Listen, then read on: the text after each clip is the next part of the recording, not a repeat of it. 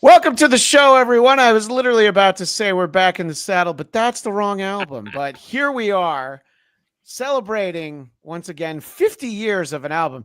And that 1975 sure was something. I am Christian Blatt. We are indeed discussing 50 years of Aerosmith's Toys in the Attic. And we see that our friend Martin Popoff has an ad. And look at that. Mark Cicchini, who people know from the Three Sides of the Coin podcast, he's got his record. Don Jamieson, comedian Don Jamieson, has his record.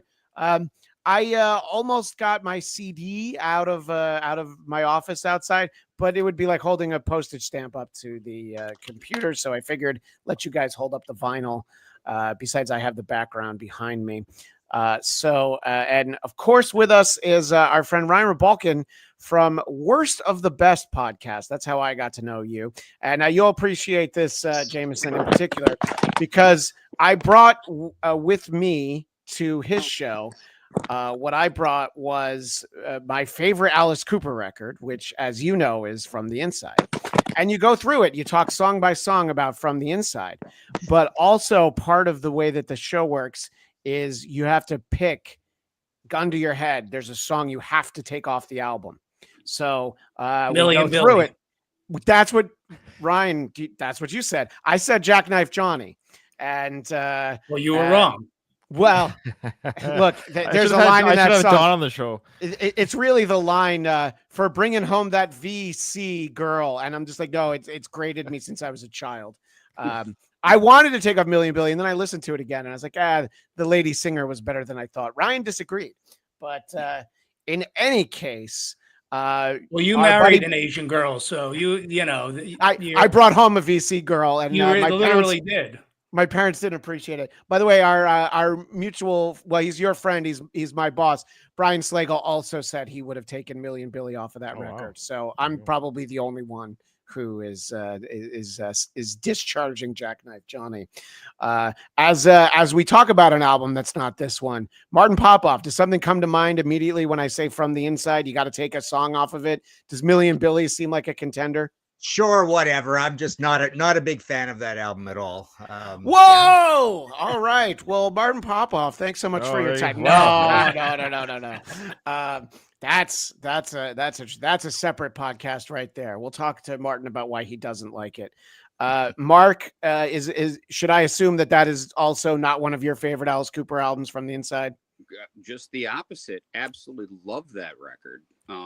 And I would say that it's probably a toss-up between Million Billy and Jackknife Johnny. Yeah, there you go. Exactly. All right. Well, we appreciate that. So let's talk about what we're actually all here for today. And keep in mind the concept of Ryan's show. Keep it in the back of your mind. We're talking about Toys in the Attic. And for me, when you're talking about Aerosmith and you're going to talk about what your favorite album is, to me, it comes down to a choice between two. And our buddy Husey in the chat saying just push play. I'm going to disagree on that. Oh boy. Yeah.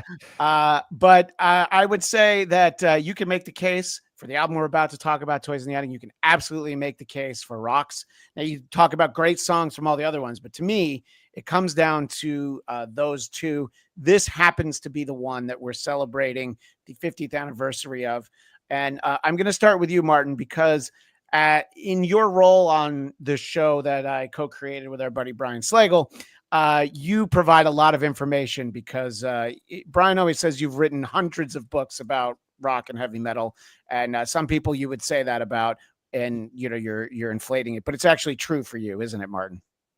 Well, 130. So yeah, okay. Consider that hundreds. With the exchange rate, that's hundreds. Yeah. Okay. Yeah. All right. So you just want kind of a general spiel on this? I think that's a great place to start. All right. So, I think the first Aerosmith album is crap. And then Get Your Wings is a massive step up in quality. I think it's a very solid album. It really reminds me of Ted Nugent's Ted Nugent album. It's just this kind of like workman-like meat and potatoes, good, solid, sturdy song sort of album. My favorite Aerosmith album by far is Rocks. Okay. And second, I would probably put Night in the Ruts. And then third, I'd probably go Toys in the Attic. Toys in the Attic tied with Rock in a Hard Place, I'd say. So this record, you got me thinking about this, and I've never articulated this way, but it's always been in the back of my mind about this album.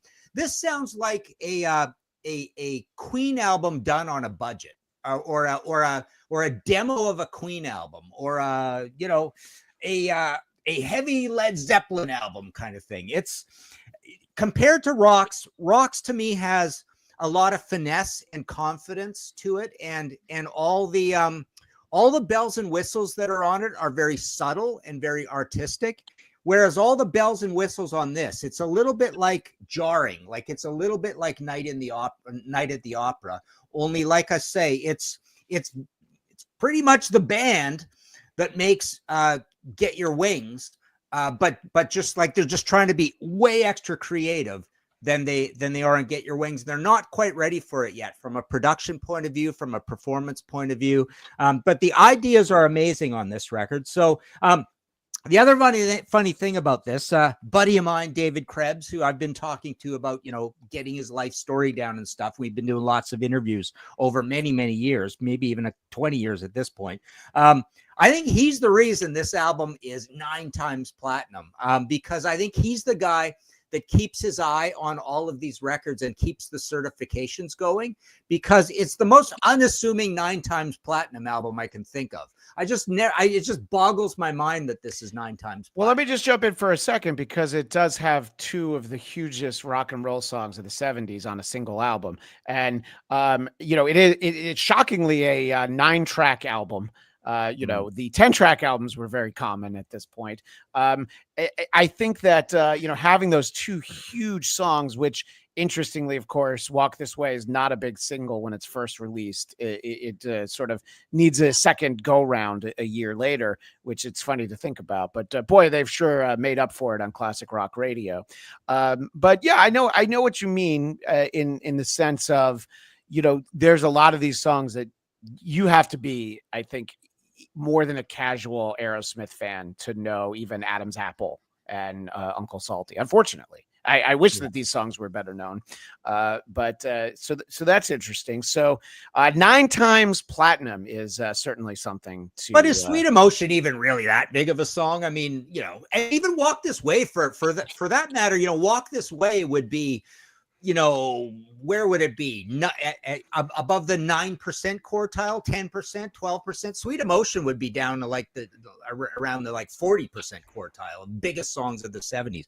So it's not super driven by hits or anything. It's just a weirdly high selling album. I suppose it might be one of those weird situations where it's like, if you're a normie and just want one Aerosmith album, maybe this is the one you get. That kind of odd thing, dimension that might happen out there in the world. But I don't know. Do you want to go around and we'll all talk a little bit about it. We're going to go through each song. But I wanted to sort of get the big picture there. Don, I saw some cartoon-like reactions from your face. I think you had that thing where your eyes bugged out when he said Night at the Ruts might be his second favorite. And by the way, I think Night at the Ruts is a fantastic album. I think it's an underrated album. I like some stuff on Rock in the Hard Place. It's not like he said my second favorite is Done with Mirrors. It wasn't anything crazy, Don. Well, as Joe Perry said on that metal show, when we were asking about all the albums, he said when we handed him Done with Mirrors, he said, yeah, this album's okay, but some of us weren't quite done with Mirrors when we made this one. So, that pretty much sums up that record. No, I'm always in awe of, the greatness of Martin Popoff. I love that he said he loves Night in the Ruts, because I love that album as well, but it's nowhere even in the same universe as Toys in the Attic. Martin, I'm like you. If someone asked me, my first reaction is Rocks, always. But then when you get asked to do something like this and you start listening and you kind of start thinking track for track, this could arguably be the masterpiece. I mean, it really could. If you really go, they both have 9 tracks. And if you go track by track, Aerosmith famous for those great rockin' openers. Every one of their albums just has these killer openers and then ends on the ballad. And there's no filler to me on this record whatsoever. Even big 10-inch record, especially when you're 13, you buy the album and you giggle when you listen to it. Don, let's be honest. You and I both still laugh every time we hear Big 10-inch record. Every single time. Yes. So this would easily be one or two of my favorite Aerosmith albums. And I was one of the few people to see this album actually played in its entirety, but we could save that for a little Yeah, later. no, I remembered you when we talked about the fact that last year when they officially retired, which Don, you do say nobody ever really retires, but they at least canceled their retirement tour. That part was true. So for now. Yeah, you did mention that you've seen this performance in entirety. But yeah, I do think that there is a way to kind of look at them, especially ending with You See Me Crying and Home Tonight on the two records. Mark, I wanted to get your thoughts on Toys in the Attic and sort of, when you think Aerosmith, how far towards the top of your personal list this is. Any thoughts about the first time you heard the album, anything like that? Well, I have to start here because this discussion reminds me of how different of a world Detroit radio was. Because much like when I tell people, so I didn't know that Jay Giles' band wasn't as big as Led Zeppelin growing up. No, I'm hear me out here. No, I'm laughing because I can see how that would happen in Detroit. Here in Detroit, they tit for tat. Jay Giles, huge.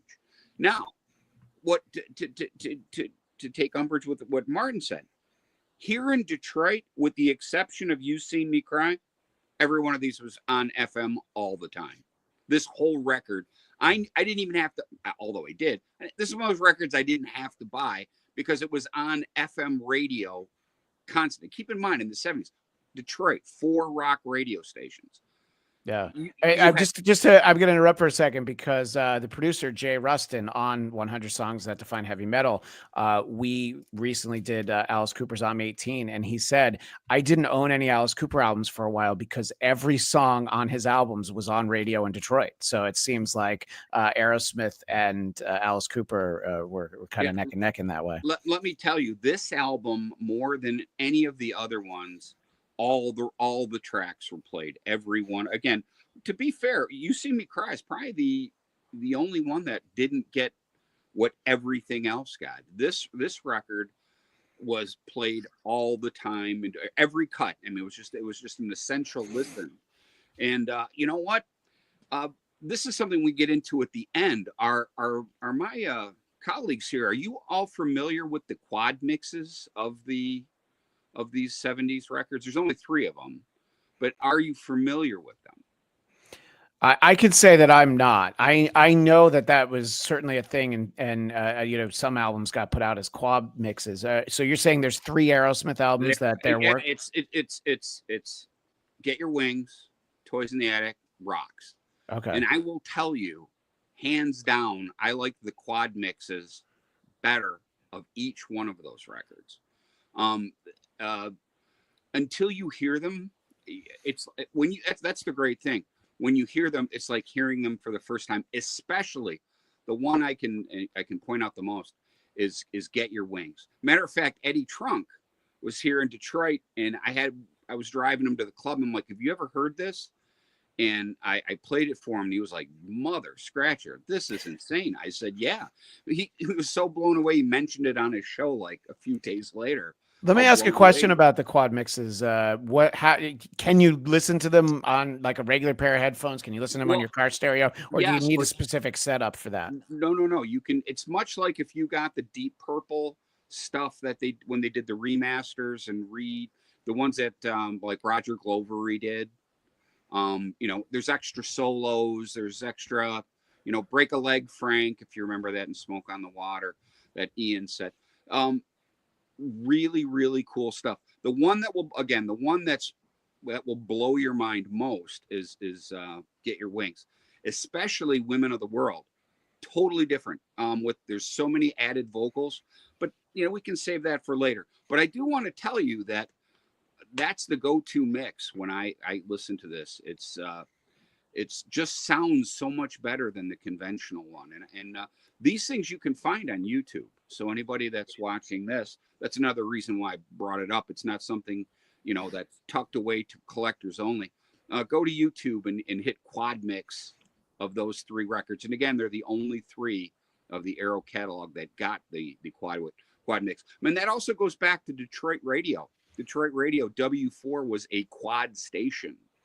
Yeah, and speaking of that, Ladastra says that he's with you, Mark, about Jay Giles. Where he grew up, he could hear both Detroit and Cleveland stations, so he had kind of the same idea. And I guess that's kind of, it's kind of interesting. It's like when I moved to Los Angeles, I was like, oh wait, you guys don't hear a Billy Joel song followed by a Bruce Springsteen song every 15 minutes? Oh, okay, that's kind of nice to know. Really go ahead. Sorry, finish your thought, Mark. I love this record. It's part of that. I want to call it the holy quad, because much like Martin, I like the first Aerosmith album. Yes, I like it, but it just doesn't sound awesome. It's just hard to keep, it's hard to have a repeat listen to. But the next 4, oh boy. And I am going to throw that in, that for the longest time, Draw the Line was my favorite record. But now I'm probably down to Toys in the Attic now. Yeah. Ryan, I wanted to get your thoughts on this. And Ryan shared a photo with me for our visual audience. You see he's so when did you buy the shirt you're wearing now? Is that an Aero Force One tie-dye shirt, Ryan? Okay. Yeah. I bought this when I was 15 years old, 35 years ago. Yeah. And so here you are, 15, wearing it. And I was telling you, I have a picture of my friend and I, who I saw them with in 1990, Toxic Twins shirts, but I figured I'm not going to put some random kid's face out on the internet. And then you pointed out, oh yeah, I cut my friend out of the picture. So I could have done that. So talk a little bit about you hearing this song this album for the first time, and where it kind of measures up in your thoughts, and if you agree with Husey that we should really be talking about just push play. And then can you stand up and let's see how the shirt still fits. That's a great point. That's good. Yeah. Nice. Yeah. That's okay. It's a good thing I was wearing pants. That would have been really embarrassing if I. All right. Well, I mean, I don't know if I'm the biggest Aerosmith fan in this group. I might be, just hearing some of the comments, because the disparaging comments from Mr. Popoff, which I don't know you, sir. You seem like a very intelligent person who's read a lot. You've written more books than I've read, so I'm not going to question your intelligence level. By the way, listen to the tone of his voice. This is how Canadians sound when they fight each other. This is like a knockdown, drag out Canadian brawl. The way he's talking to him right now. Well, I truly am. Like, Aerosmith is probably my favorite band of all time. Like, I've got a lot of, like, the Mount Rushmore would be a very fun other discussion for another day, but they're in that discussion for the top 4. I've seen them live 3 times. The first album I've listened to like hundreds of times. I love the first album so much. There's songs on that album that are just, I'm surprised that it's not getting more love. When I don't love it either. So yeah, I know what you're saying though. Yeah. Well, that's fine. I'm actually surprised. I thought I don't know. I thought all Aerosmith fans loved the first album. I'm not sure. But when I saw Aerosmith live for the first time on Get a Grip, the Get a Grip tour, I cried. I literally, not bawled like a baby, but when Wait, so that song with Alicia Silverstone in the video, it's about you. No. He saw you at the show and he's like, why is this kid crying? All right, I guess I should do a song about it. Stop it. No. Okay. But when he sang Dream On and he hit the notes, the same note, like octave that he does on that album, because on that first album, I'm sure you guys know this, of course, but there might be some listeners who don't know. Like, Steven Tyler was still trying to find his voice. So he was singing like a black man. That was his goal, was to sing like a black man. And so when he does Dream On, he's kind of mimicking a voice that they never revisited when they did later albums. But when he sings Dream On, he still kind of goes and taps into that. So when he hit those notes in 1990, I think it was 91, I saw. If it's 93, Get a Grip, it's 93. Yeah. So when he sang that, I just got emotional. You know, it's the first time seeing them live. I've been a fan for 4 or 5 strong years at that point in my young teen life. And anyway, so the reason why I love this album so much, because it came out the year of my birth. So there's like a special like place in my heart. This is the birth album, and you can't help but feel a little bit special towards that. And I honestly think, minus one song, every single song on this album is just incredible. I don't know which song is better than the next. And the last point is when Run DMC did this song with Aerosmith, a lot of people used to say, "Oh, Aerosmith is rapping with Run DMC." No, Run DMC got to rap with Aerosmith. Yeah, well, I think that's a fair distinction, and Mark, I've talked to you a few times, and I know it hurts your heart when I mention things like, I saw them for the first time on the Pump tour, and so Ryan is even a few years down the road. He actually doesn't see them. I was biting my tongue. I know. I was going to go into the other room. I have my first Aerosmith shirt. It's about this big now, and it's all tattered. That's awesome. What was your first show there, Mark? That you saw them at? Well, because the one without Joe, and I loved it. So it's for Rockin' a Hard Place. Oh, Rockin' a Hard Place. Hear me out. Though. Yeah. The reason being is I was 15 in 1980. Yeah. And they fell apart, right around that time. So when I first got the first Aerosmith show I saw was Rockin' a Hard Place. Interesting. And I'm going to tell you, it's freaking awesome. Oh yeah. I think Don, I think your buddy Eddie Trunk has said the first time he saw them was on that tour as well. It sort of seems like a time to see them. And Martin, I don't know how well documented it is, but the understanding I have is that seeing Aerosmith in the 70s was a real crapshoot. There were times where they might not even ever take the stage. Steven might need to go take a nap after the second song, and then it's over. I've heard some, the Texas Jam I've seen. I had the VHS of that. It's great. But my understanding is that maybe there aren't as many fond memories from people who tried to go see them in the 70s, or is so maybe Mark and Eddie Trunk's experience isn't out of the ordinary, Martin? Well, I grew up in a small town in Trail, BC, so I did not see Aerosmith for a long, long time. I mean, I got this as a new release. I got Get Your Wings as a new release, and maybe even the first one as a new release. So I was there for them, and Circus and Cream and all that stuff. But I have no idea when I saw Aerosmith for the first time. It might even been Jeff. Okay, I saw him with Skid Row supporting, and I saw him with Jeff Beck supporting, and I saw them with Jacko supporting, I think. No, not Jeff Beck. Sorry. That was Jeff Beck, Stevie Ray Vaughan in the same venue. I saw them with Jackal supporting. And, yes, Jackal and Skid Row. Yeah, I saw that. And there wasn't a dry eye in the house when they did Lumberjack, but people were really excited for She Loves My Car. That's because everyone had gasoline in their eyes. That might have been it. Don, when was the first time you saw them live? Well, I just to address a couple of things Ryan said. I also cried when I went to the Get a Grip tour, especially when they played Crying and Crazy.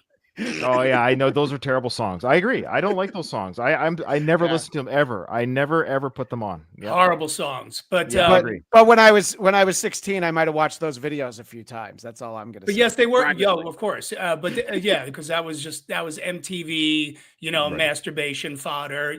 All that stuff was good. But and they were playing at a higher level, obviously, at that point.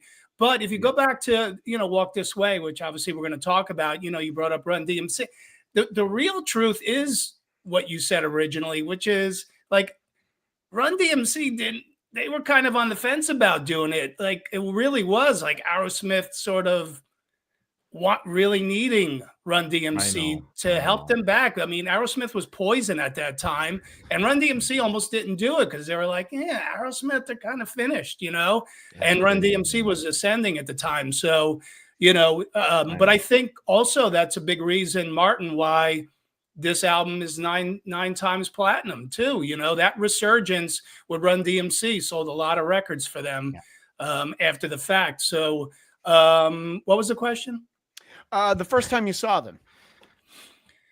First time, boy. Like, was it pre-permanent vacation or? No, it would have. That was probably the first time. Permanent vacation, yeah. Because there's a few years in there where it's not possible to really have seen them much. I mean, I guess I could assume that they toured for Done with Mirrors. Well, I was too young, also. So. Yeah.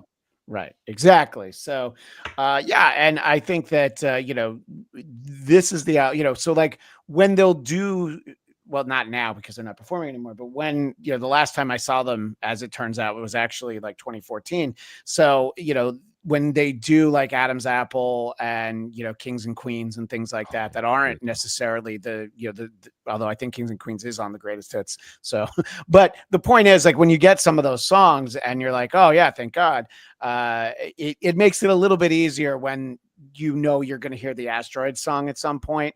If they also, you know, I think they try. It's a tough thing to do, to balance that set list when you're Aerosmith, because there's really like 3 eras you're trying to service, and you're not quite sure who you want to really piss off. But so I think that the greatness of the album, the sales of the album, and some of the songs, obviously there's so much that we can focus on there. But I did want to kind of start going through a little bit and talking about the songs on the album.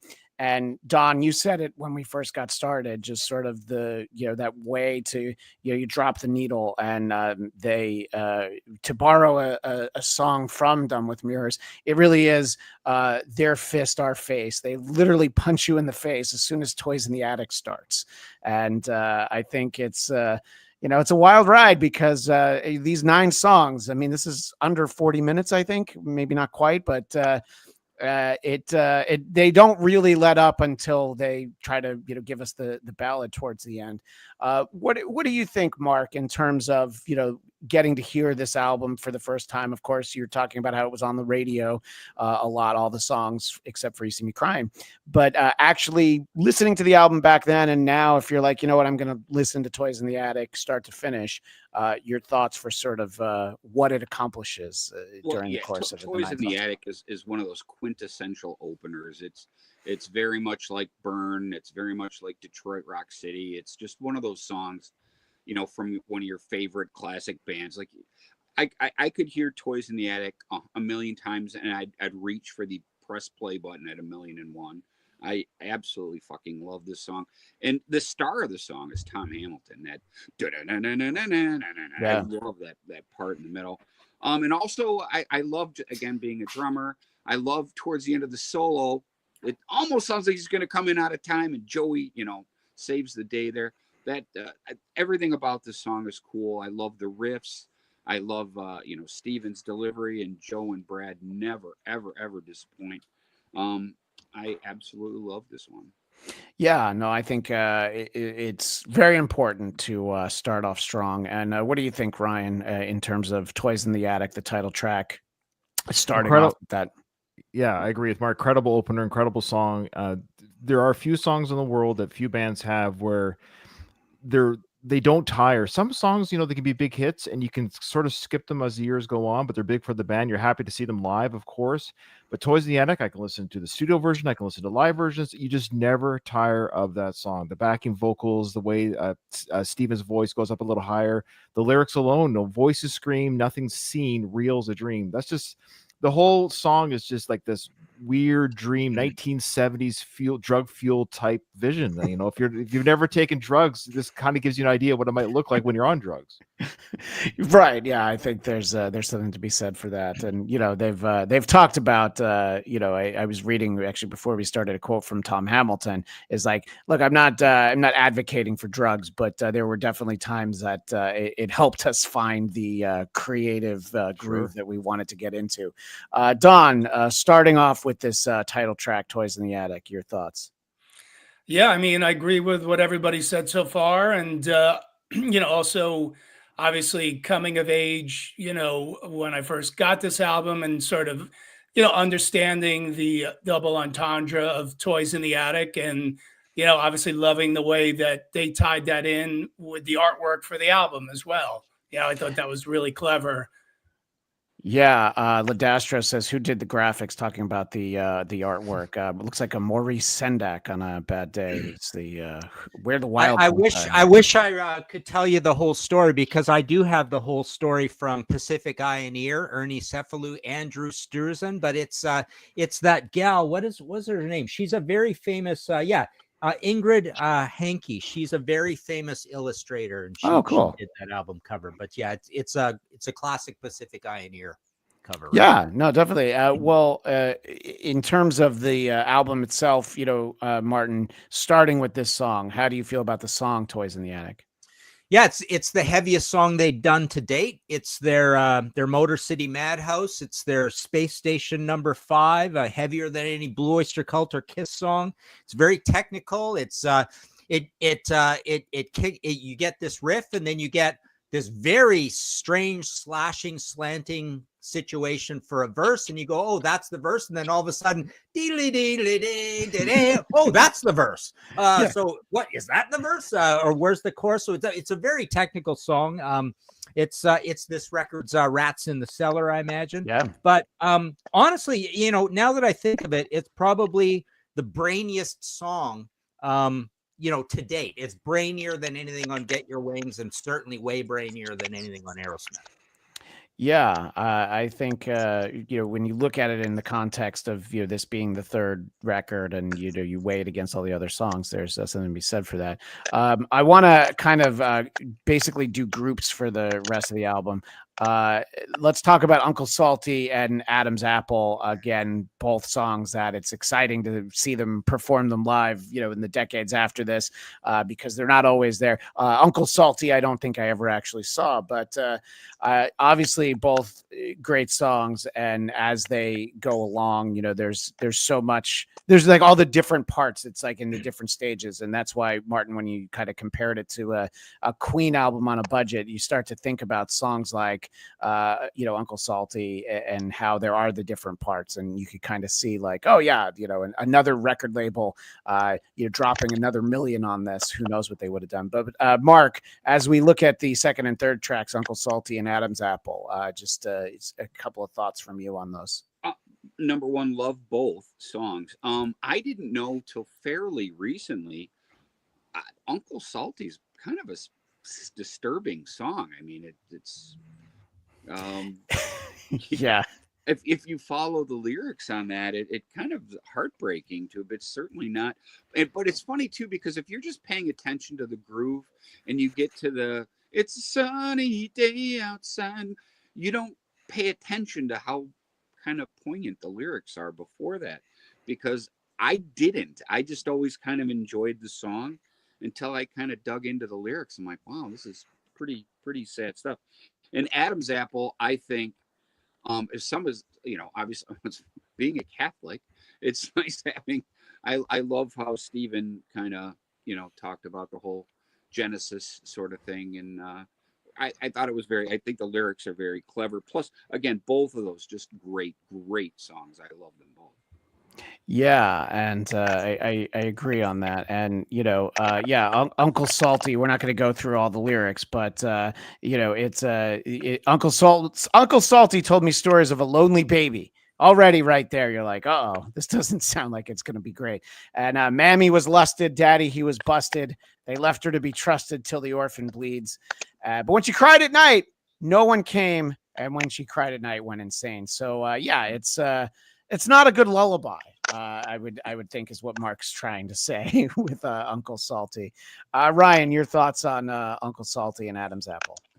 Well, before we continue, are we doing the same rules of my podcast? Well, at the end, and Don's going to turn into a pumpkin in about 23 minutes. So, but yes, you can apply your rules where I do want to see if everyone can find a song that they can kick off this album if they have to. And the rules of Ryan's podcast is you can't use covers. So no kicking off Big 10-inch record, but I wouldn't kick it off anyway.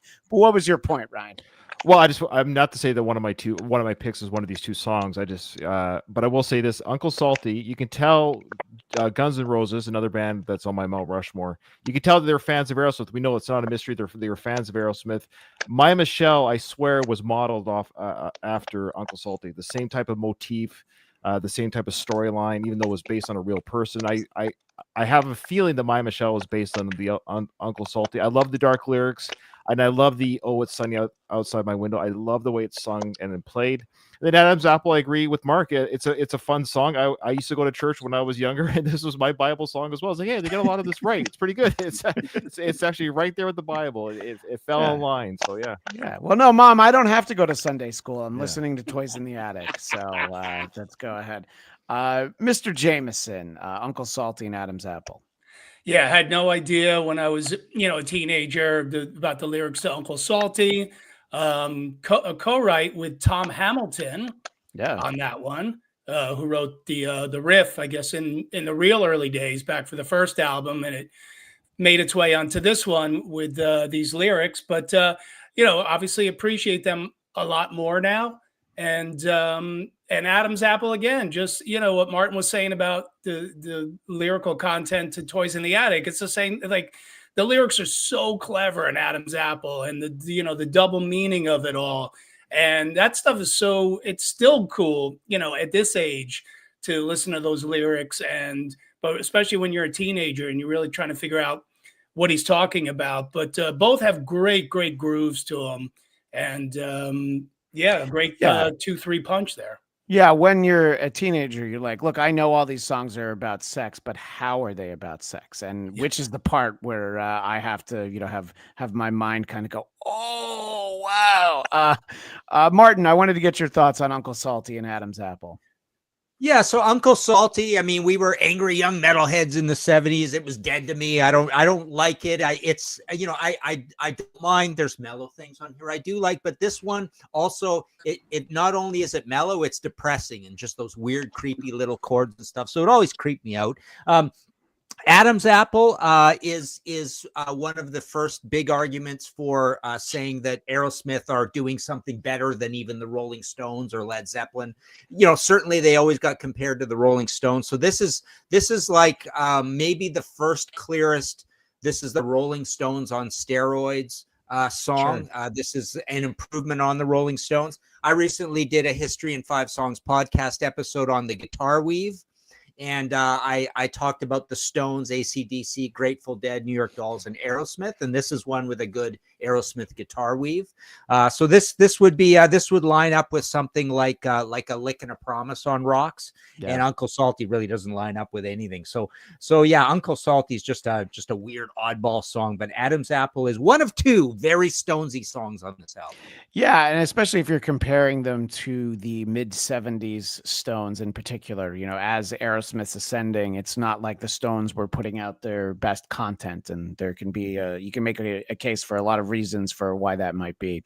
As we continue to move through the album, I want to look at this is sort of a group of 3 songs here. So we have the 2 hits at kind of bookending. So we get to the end of side 1, Walk This Way, big 10-inch record, which it's a very fun cover. And Don, we talked about, as kids, it's like, oh my God, it's like, what if Weird Al Yankovic was a pervert? And maybe he is, but we didn't think that way at the time. And so I've always loved that song. And of course we have, 2 of the biggest songs. And look, you can get tired of bands having, some of their greatest songs. I don't usually seek out Rock and Roll All Night, Mark, but I do appreciate it. And you don't want to say that a song like that, doesn't need to be in existence anymore, but I don't seek it out. So obviously they're 2 brilliant songs with a fun cover in between, but it can be tough to think, oh, unless I'm listening to the whole album, I'm not choosing to put on Sweet Emotion or Walk This Way. If I'm putting on big 10-inch record, Mark, it's probably because I have 2 minutes and 15 seconds and I want to giggle. So as we look at that group of 3, what are some of your thoughts? And, obviously you're talking about all these songs being played on rock radio in Detroit. The classic rock station I grew up listening to, WPDH in Poughkeepsie, New York. Shout out to them. I don't know what happened to Mark for a second there. Yeah, it was echoing and we lost him for a second. So we'll talk to him in a moment. I heard myself back, and that's never anything that I want to hear is me. As we look at those 3 songs, Ryan, your thoughts obviously on songs that were already classics by the time you got into Aerosmith. Yeah, I would agree that Walk This Way when I was younger with Run DMC probably might have been my first exposure. It worked, right? It got me into the algorithm of Aerosmith. So it worked. I was at that right age of MTV or / Much Music. I'm Canadian, but that was our version of MTV up here in Canada. But yes, but I will say this: Walk This Way, you have to look at it objectively. You can't look at it as the big hit that it is, right? You have to look at it objectively. It's an amazing song, but I don't seek it. I don't need to listen to it. I know Sure. it. I can play it in my head right now. But of course, when it's played at a concert, of course you want to hear it because it's just amazing to hear the crowd pop off, and even the semi fans. I try not to be a snob, saying, "Hey, I know the deep cuts, you don't." It doesn't matter. Everyone's having a good time. But yeah, Walk This Way, incredible song. Sweet Emotion is a little bit higher for me above Walk This Way because it's just the guitar work.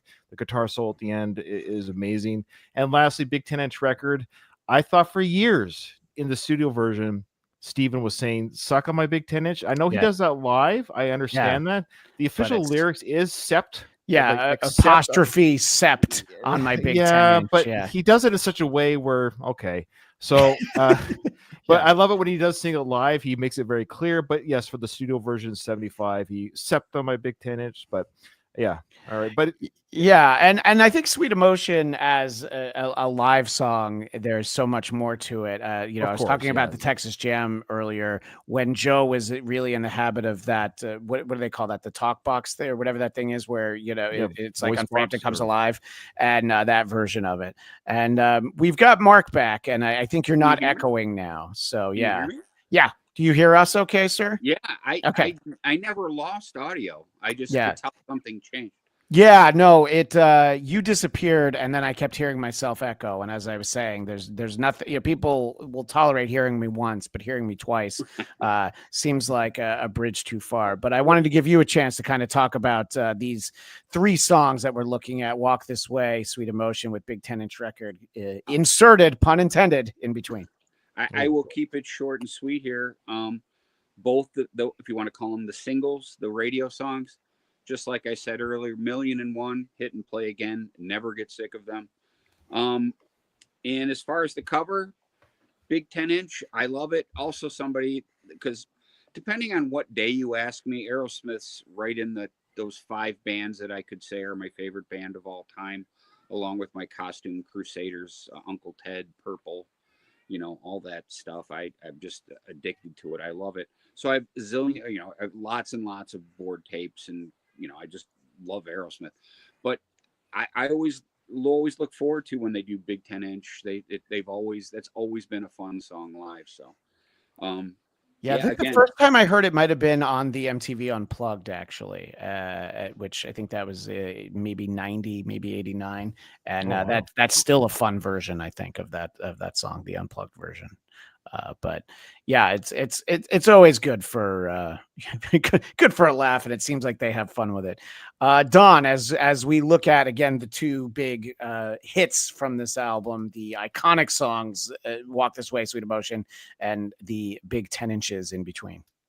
So just in case I am not here for the denouement at the end, with the Ryan concept here, I'm going to inject it here. If I had to take one song of this album, it would be "Walk This Way," only because it is so overplayed. not that it's not one of the best songs on the album, but only because it's overplayed.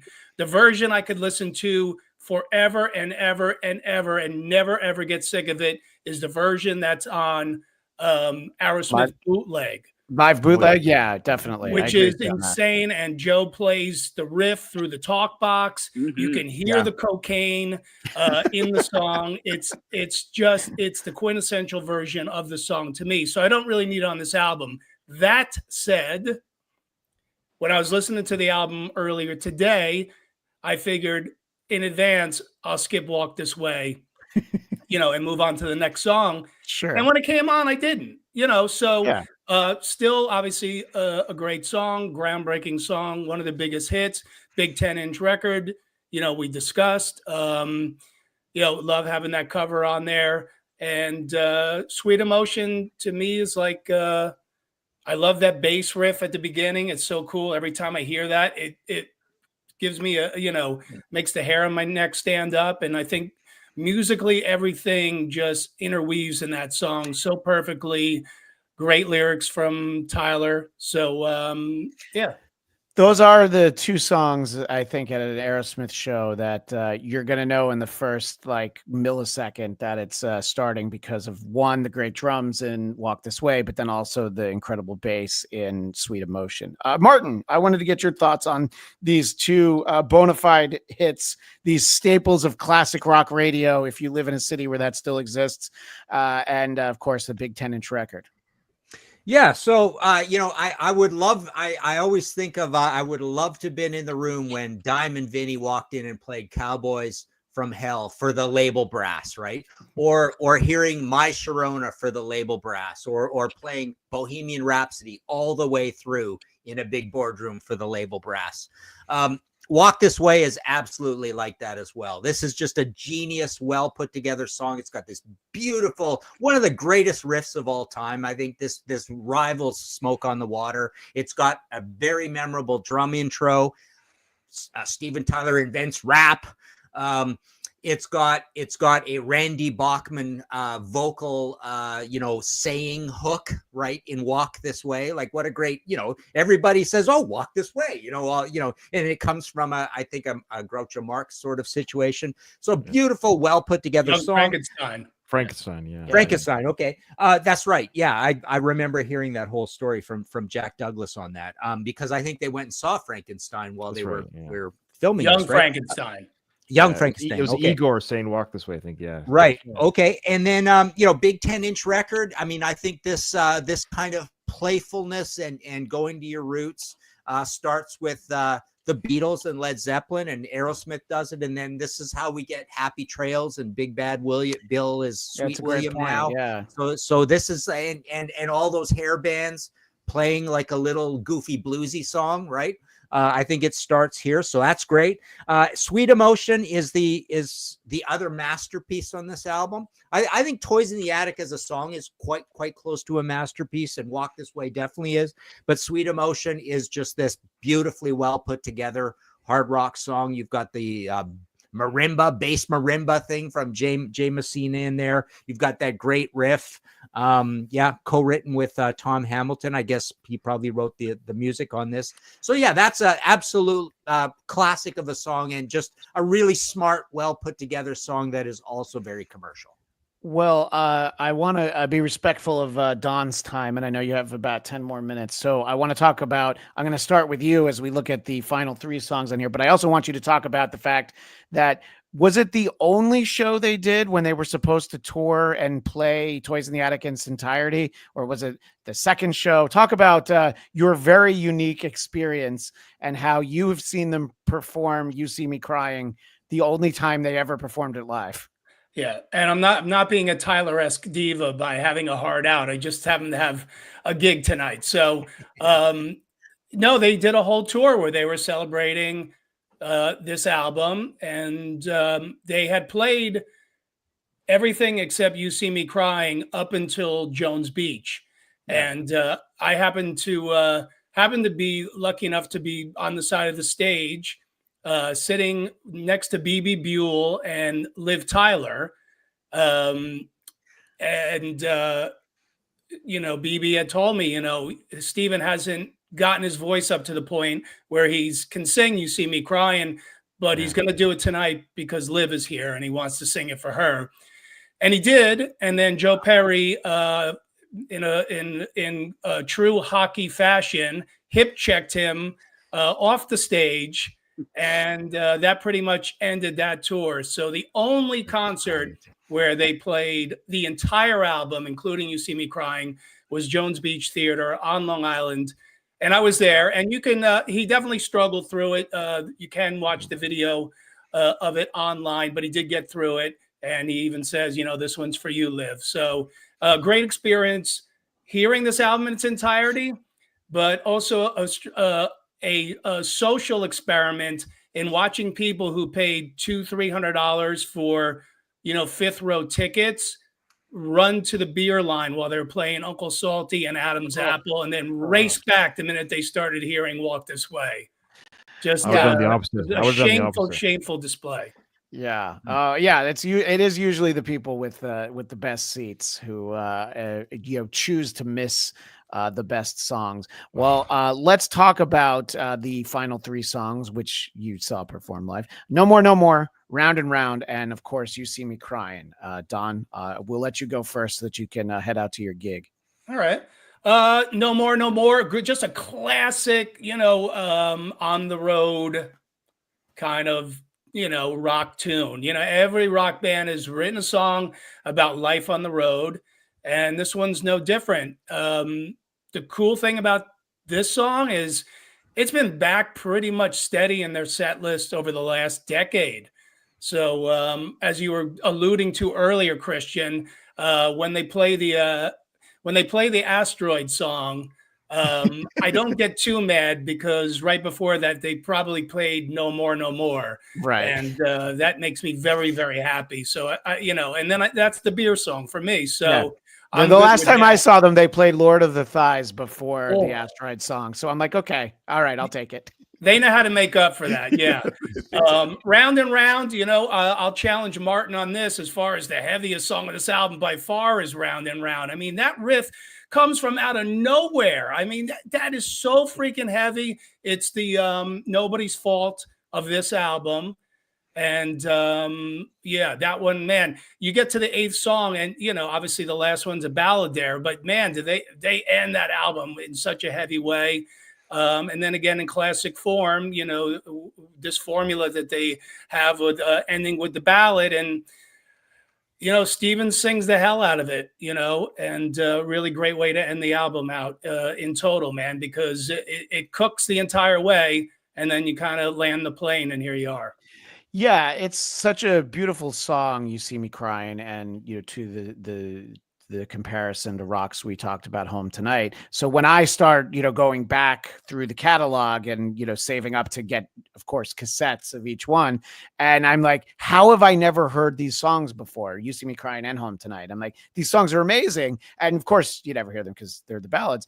And yeah, obviously, you can see why he would try to not sing it in concert, but it's such a great song. It is a great way to end the album. So I'm a huge fan of that song, and I always have been ever since I found it sort of later in its life, not later in my life. So we appreciate your insight, Don, and obviously, yeah, that was awesome, Don. That was really cool. If anybody has enjoyed Don, and who hasn't, they should probably pick up the greatest comedy album of 2024 on Metal Blade Records, No Sleep Till McSorley's. And what else should people know, Don? Is this live? Yeah, we're live right now. I will be in Cuyahoga Falls tomorrow and Saturday at the Funny Stop. Go to funnystop.com for your tickets. It's I'm doing a whole Aerosmith set, an hour of Aerosmith jokes, both nights. So come on down to the Funny Stop in Cuyahoga Falls, ladies and gentlemen. Well, that'll be no surprise with a Z in the surprise. Night in the Ruts. It came full circle. That's why you do what you do. Exactly. And Don, I'll be seeing you in Nashville in oh my gosh, that's only like a week. I just realized how soon that is. Always great to be on with the esteemed panel as well. Thank you guys very much. Absolutely. Thanks so much, Don. Everybody head to Cuyahoga Falls, or however you say that. I think I just said it wrong, but good. I just look for Google Don Jamieson. You'll find when he's going to be in your neck of the woods. So thank you, sir. We appreciate it. So that was always great to get a chance to talk to Don. But I want to get your thoughts, Martin, as we talk about this grouping of these three songs: No More, No More, Round and Round. There's something very in common, just sort of repetitive about the song titles. I love both of those songs, but the titles seem a little repetitive. But ending with what I find to be a beautiful ballad, You See Me Crying. Your thoughts, Martin? Yeah, that's cool. Yeah, they are repetitive. That's pretty cool. I like that insight. So No More, No More is, this is the other very Stonesy song on here. It's even more Stonesy than Adam's Apple. And yeah, what you guys were saying before about Adam's Apple and people going for a break, I mean, I've always loved Adam's Apple on here, and I totally love No More, No More. It's an easy drinking. I think that we've got the acoustic guitar massaged in there as well. So you've got that version of a weave going on in this song. It's heavy, but it's not heavy. It's up tempo. It's melodic. So I think that's a great, another great example of how, we talk about Led Zeppelin and the Rolling Stones being usurped by Aerosmith, and I think that's what's happening on No More No More. Round and Round is just this weird left field. It's almost like as a kid, I remember this song almost thinking it's too heavy for me. It's like too sludgy and too dark and too murky. I didn't like the real sluggishness of the beat of it. And it just did not seem very Aerosmith to me. So it's weird, but even as angry young metalheads, it's not one that resonated in a big way. It was just too creepy and psychedelic and murky. And You See Me Crying, I really feel like it's almost like it depresses me. It's sort of a shame that Aerosmith with this song and Home Tonight create the template of the really good quality, heartfelt, we wrote it ourselves power ballad. And then they're the band. They're one of the big bands that is the biggest travesty of bringing in the outside songwriters and just hammering it to death and turning it and having maudlin chords over everything and it not being very sincere. But Aerosmith, between these two songs, I think they do a beautiful job of establishing this format that's going to be a massive format moving forward for hair metal bands and frankly for Aerosmith's, 2/3 of Aerosmith's success itself, right? Yeah. What they do starting with Permanent Vacation through Pump and the waning fame through Get a Grip is massive, and then it goes down for 9 Lives, and then kind of the fame's over at that point. But it's all based on the damn power ballads, right? Yeah. Well, and I would say You See Me Crying and Home Tonight are both much better songs than Angel. But Angel, of course, is the huge. And as you're talking about sort of bands who ran with the formula, this song should be better known than Home Sweet Home. Now, Ryan and I know someone who would be very upset that if he heard me, a potato friend, if he heard me say that. But I just feel it's such a much more beautiful, the musicianship and the voice and everything about it is a song that people should know. Mark, as you look at these 7, 8, and 9 songs here on Toys in the Attic, No More, No More, Round and Round, You See Me Crying, what are some of your thoughts, sir? Well, number one, great thoughts. I remember, it's funny how you remember these sorts of things. I remember one of my old girlfriends, this was a record on cassette, obviously, played in the car a lot. And it just, it's just got great memories for me of growing up. It's funny, Don stole my thunder a bit. I was happy, though, in a good way, because I do see this as the precursor to Nobody's Fault. I mean, that heavy, sludgy thing that they briefly did, and because it's not on the first 2 records, but those songs are sort of sister records, or excuse me, kind of sister songs, and I really, really dig, that. I think they do it well too. I wish they kind of would have explored it a little bit more going forward, but they didn't. And You See Me Crying. You See Me Crying, just a beautiful, beautiful ballad. And you're absolutely right. I've always thought that too. I'm like, how did that not become a staple on? I mean, that's a beautiful song.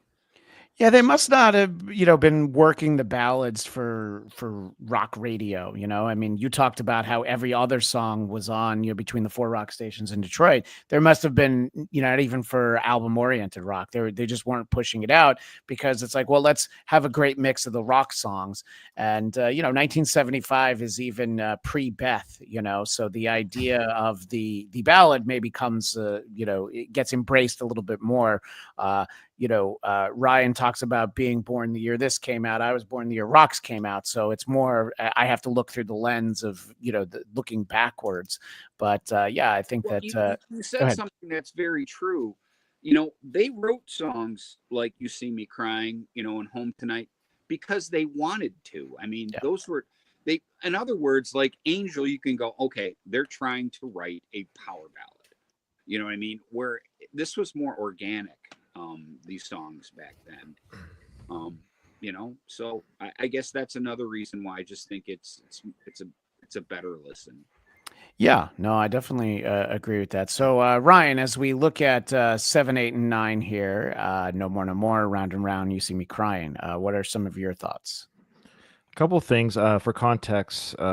My two first CDs that I ever purchased and owned were Toys in the Attic and Aerosmith's debut album. So that's part of the reason why I have such a affinity for these. So that was my those were my LPs as a teenager back in the day when CDs were able to shuffle songs and music. I listened to those in heavy rotation, those two albums at the time, of course. And I will say this also, side two is it's the rare time back in the day when they did LPs. Of course, side one usually had the stronger sort of side, and side B would usually sometimes be like, oh, I don't know where to get on side B.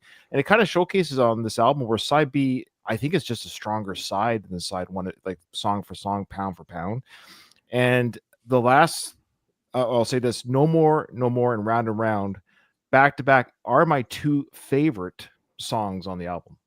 Yeah.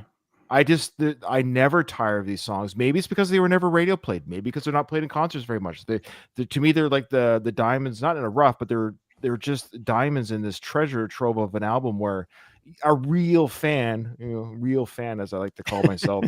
But I mean, people that know the albums and listen to the albums and not just the greatest hits. These are the songs that fans will grab. We all have that in fandoms, no matter who the band is. There's songs that you will love that the radio doesn't tell you to love, if that makes sense. Sure. So Absolutely. yeah, so No More, No More, Round and Round. I think back to back, it's not beaten anywhere on this album back to back. These are the two songs that, if you had to take two songs that are connecting to each other on this album, this is the two I would take with me. I love the acoustic guitar, No More, No More. And for the record, Steven Tyler said No More, No More is his favorite Aerosmith song of all time. Oh, that's interesting. And in the chat for our audio audience, I want to make sure I share. Ladastro says, No More, No More is a great driving tune. And I agree. And to Mark's point, this does seem like it would be a great driving cassette CD, or in this day and age, Apple playlist or whatever, however you're playing your music in the car. I agree. Now, Ryan, I have a sense from messages we traded that I know if we were going to follow your rules for taking a song off this album, because we have to remove something and it can't be the cover, but it doesn't seem like anybody wants to remove the cover. I believe for you, that song would be You See Me Crying. Am I correct? You're not. Okay. I see. I read into what you said, and I tried to not be horrified. But so, what song would you take off if you had to take something off? Well, I love You See Me Crying. I think it's an incredible ballad. Like Yeah, what Mark is saying, this is I know. And for the record, when we do this game on my show, Worst of the Best podcast, the idea isn't that because it can sometimes be this way, but just because it's the quote unquote worst song on the album, that's what makes it hard to do sometimes. That's the rules of the game. Well, that's why I bring you my favorite album, Alice Cooper's From the Inside, and I have to take something off of it. And I don't hate Jackknife Johnny or Million Billy, but I got to take something off. You got to take something off. Right. But I will say this, and this has been the case since I listened to this album 35 years ago to this day. This song has always been the one that was weakest for me. And that is track 3, Adam's Apple. Whoa. Okay. But I always listen to it. It's a great song. Yeah. But I find it's just, I think it is that Texas Jam VHS that I had. I think I loved that version so much. I'm like, oh yeah, I really like that song. For me, it's Uncle Salty. It's a little weird. It's a little bit of an outlier. And Martin, you might have touched on something. It might have creeped me out a little too much as a kid. Years ago, the first time I ever talked to Mark, I told him about my first impression of Kiss was seeing them on a PBS show called 3-2-1 Contact that was dealing with lights. And I was so scared and horrified. It took a few years for me to come back around to try to channel that. Like, oh, wait, no, being scared can be a good thing. I was like 3 or 4. So sometimes your first reaction, it takes a little while to warm up, Mark. So if you guys are interested in playing the game, I know it can be hard with an album like this. If there's something you had to take off, Mark, are you able to point at something? Don told us what he would take off. I'm just sort of wondering if you have any thoughts, Mark.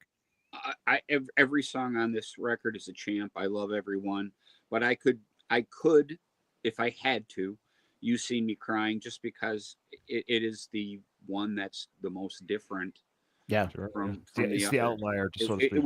It would still stay a great rock album without it. Although I'm doing that I'm taking it off under protest. Right. No. Yeah, exactly. Don't worry. Yeah. It's still on the album. We can all still hear it. This is just more of hypothetical. It does kind of feel like you just saw them play these 8 songs and just rip through them. And then the lights come on and then You See Me Crying just plays on a tape. And you're like, okay, yeah, that's kind of the vibe. The show's over now. But I do love the song. Martin, is there something that's easy to isolate for you, or are there too many contenders? You're like, oh, we could take 4 of these songs off here. Yeah, I'd say, it definitely, as we've talked through this album, this is a very disjointed album. I think there's all sorts of outliers. You guys have made the case for You See Me Crying being an outlier. I think Round and Round is the biggest outlier, and Uncle Salty is also an outlier. And, we've heard disdain for Adam's Apple, but I would keep Adam's Apple in because I think that links us to Get Your Wings and No More, No More and Sweet Emotion. Actually, this mid space, this Ted Nugent songwriting, songcraft sort of Ted Nugent free for all cat scratch fever place. Right. So I think the masterpieces on this album are, I'm not being contrarian at all, are Walk This Way, Sweet Emotion, and Toys in the Attic. Sure. So, I will be a little contrarian because I was definitely going to just automatically go with Uncle Salty, but I think I'm going to go with Round and Round. Well, now is that because you're such a diehard Rat fan that their Round and Round is the only one? Well, their Round and Round is an absolute masterpiece as well. It's right. It's a bang. It's a banger, as the kids would say. Put it this way. You've now changed my mind. I don't want to delete any songs on here. I want to replace Aerosmith's Round and Round with Rat's Round. Oh my God! Oh no! Oh, I wish Don was here for that. But touche, Martin. Touche. By the way, I would love to hear Aerosmith having done a version of Round and Round by Rat. But well, obviously it's always fun to talk about these albums, especially by one of the greatest American rock bands. The case can be made that they are but we don't need to make that case. We just put them. Yeah, right, exactly. And that's coming from a Canadian that they're the greatest American rock band. And we appreciate that. But look, it's always fun to kind of look at these things. And, Mark and Martin were with me when we talked about the 50th anniversary of Welcome to My Nightmare. I went through the year and I looked and I'm like, Dressed to Kill by Kiss, Kiss Alive. There's like 5 other albums from that year. There's a Queen album. Yeah, there's so many. And, what a great year for milestones and memories like that. So I appreciate getting to go through all of these songs. And, the best part of all, I had an excuse to listen to this album on repeat many times over the last few days. So that is always kind of the best part to be able to do that. So we thank, of course, Don Jamieson for being here and Mark Cicchini. We want to make sure people know where they can find the massive 3 Sides of the Coin Kiss podcast and anything else you'd like people to know about, sir. Well, that's just it.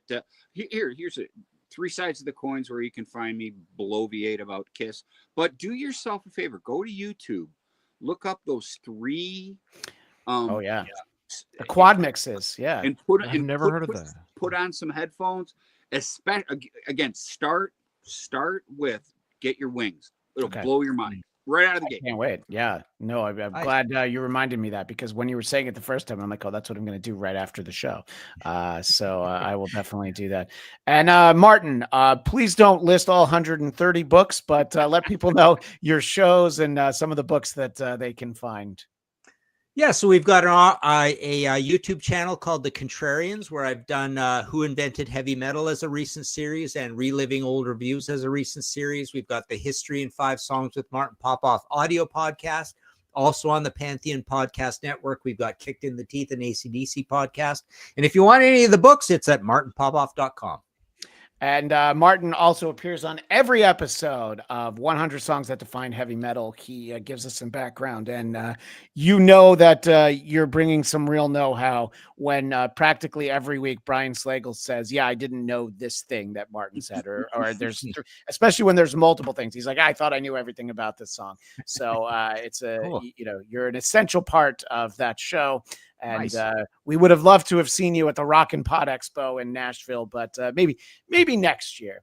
And Ryan Rebalkin, we've talked about the Worst of the Best podcast, but also I recently just on Sunday recorded an episode that's not ready for release yet, but talk about your show that's currently focusing on director Michael Mann. Yeah, so check out the Director's Chair Network. It's a podcast where we cover one episode per director per film. This season we're covering Michael Mann on that network. John Hughes is being covered currently, as well as Brian De Palma. And the first season, which I did completely, was Edward Zwick's filmography. I did the complete filmography of his. And yes, you came on. We talked about Manhunter. Yeah, and it's fun to cover directors that aren't the Christopher Nolans, the Steven Spielbergs, as great as those guys are. These are the sort of they do that film directors, and that's what that show's all about. So again, check out the Director's Chair Network. I think it's some fun discussions on the films you didn't know certain directors directed. Yeah. And for our live audience, tune in to the Bladtcast YouTube channel, BLADTCAST, where you are probably watching us right now. And tomorrow we'll be doing a roundtable conversation remembering the great Val Kilmer, who passed away this week. And it's mostly an excuse for me to talk about one of my favorite movies, Top Secret, where he's very funny and he also sings. He also sang in the Doors movie. So basically I want to talk about those two movies, but yeah, people can talk about Tombstone if they want, which I know, Ryan, is a big movie for you, sir.